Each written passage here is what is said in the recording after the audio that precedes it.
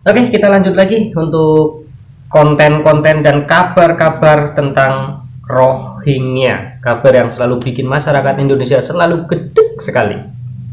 Dan kali ini akan mengabarkan tentang Rohingya yang ada di Aceh Timur yang terdampar kemarin pada tanggal 1 Februari 2024.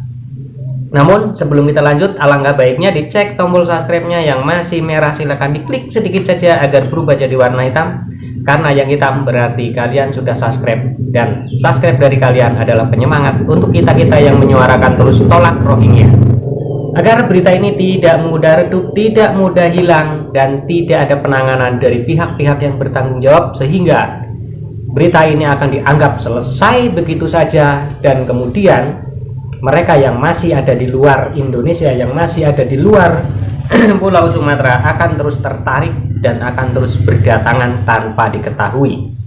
Dan lama-lama setelah berbulan-bulan bahkan bertahun-tahun, ketika didata jumlah mereka nanti jumlahnya sudah ratusan ribu, dan itu kan sangat membahayakan. Jadi jangan sampai itu terjadi, jangan sampai negeri ini nanti terjadi seperti tetangga sebelah, yaitu di Malaysia. Karena apa? Mereka tidak taat hukum, tidak patuh dengan aturan negara yang mereka tempati. Ini sangat mengerikan dan sangat berbahaya. Oke, kabar dari Aceh Timur, mereka sampai saat ini belum ada tempat untuk memindahkan, dan kemarin kabarnya mau didorong ke laut tapi ternyata tidak bisa karena kapalnya menyangkut, entah itu nyangkut di pasir, entah itu nyangkut di batu karang ataupun apa, karena airnya saat ini air laut sedang surut. Jadi tidak bisa mereka untuk memaksakan mendorong.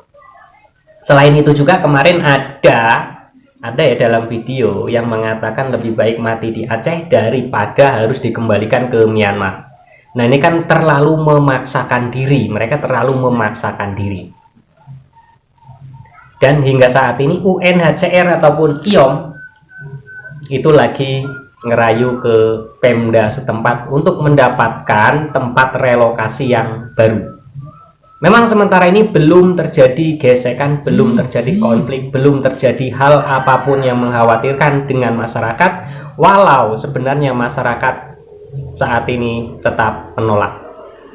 Namun kondisi dan keadaan di sana hingga saat ini masih baik-baik saja, cuma belum direlokasi ke sebuah tempat, namun masih berdiam diri di tempat yang terdampar kemarin. Bukan di tempat yang terdampar, tapi dari tempat yang terdampar dipindah mendekati ke pemukiman, dan sampai saat ini masih di tempat itu. Belum ada pemindahan ke tempat lain lagi. Nah, selain itu ada juga kabar setelah dilakukannya pemeriksaan oleh tim kesehatan dari puskesmas setempat yang bekerja sama dengan IOM dan UNHCR katanya. Nah, itu diketahui ada satu orang wanita dari mereka ya, dari golongan mereka yang terdampar, yang berusia 25 tahun, sedang mengandung dengan usia kandungannya itu 7 bulan. Nah, ini dikabarkan baru satu orang, tapi kita belum tahu yang sedang hamil itu ada suaminya atau tidak, yang ikut dengan mereka atau dengan rombongan mereka, ataukah mereka ada suami atau tidak, kita tidak pernah tahu. Dan selain itu juga kemarin ya yang di Aceh itu dikabarkan ada beberapa yang sudah melahirkan tuh. Sudah melahirkan di rumah sakit, dan tentang keadaan bayinya belum bisa saat ini untuk mendapatkan kabar tentang bayi yang dilahirkan.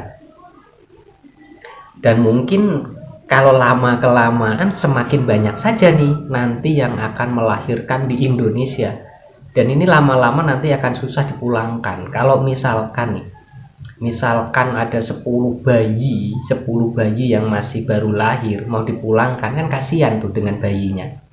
Ya walaupun kita nolak, tapi kita tetap punya hati dong kalau masalah tentang si bayinya ini. Bayinya kan belum tahu apa-apa. Kalau orang tuanya diusir ya monggo-monggo saja, tapi kan bayinya kasihan. Itu yang mempersulit lagi atau membuat kita lebih sulit lagi untuk menolak mereka. Dan lama-kelamaan mereka akan menetap tuh di Indonesia.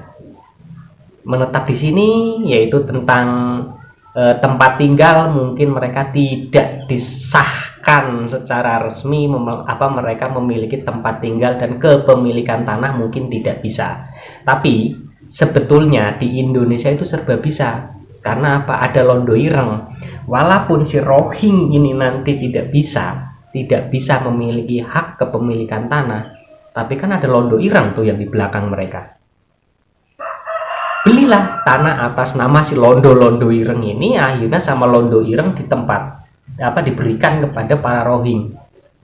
Ya Rohing tetap membayar kepada Londo Ireng, walaupun tanah itu tetap memiliki hak milik si pembeli, yaitu si Londo Ireng.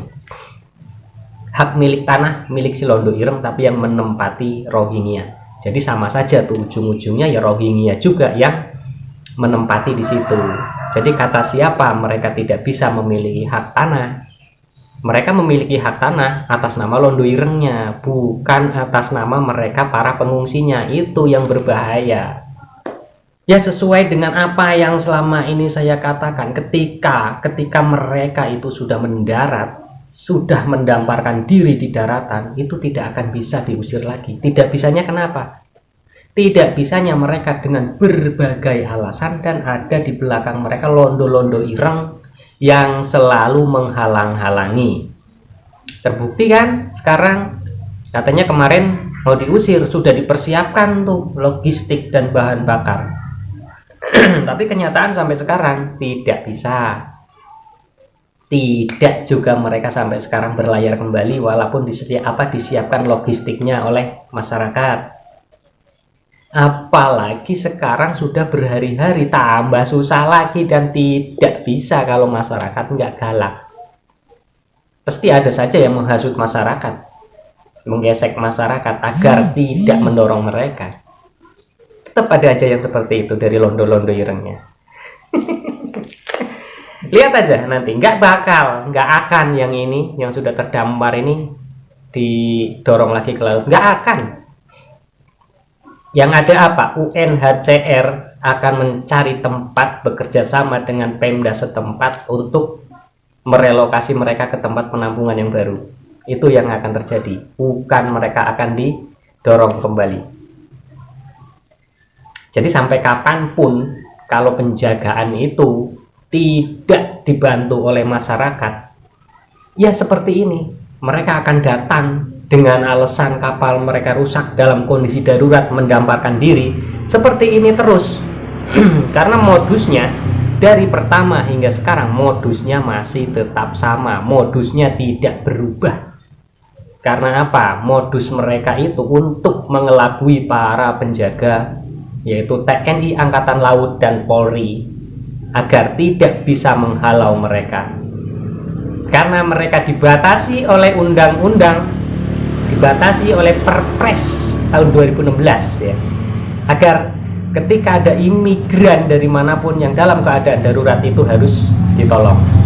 Ya itulah modus yang mereka gunakan dan akan selamanya mereka gunakan, kecuali masyarakat yang akan menjaga bisa lebih tegas lagi, mereka bisa dihalau oleh masyarakat.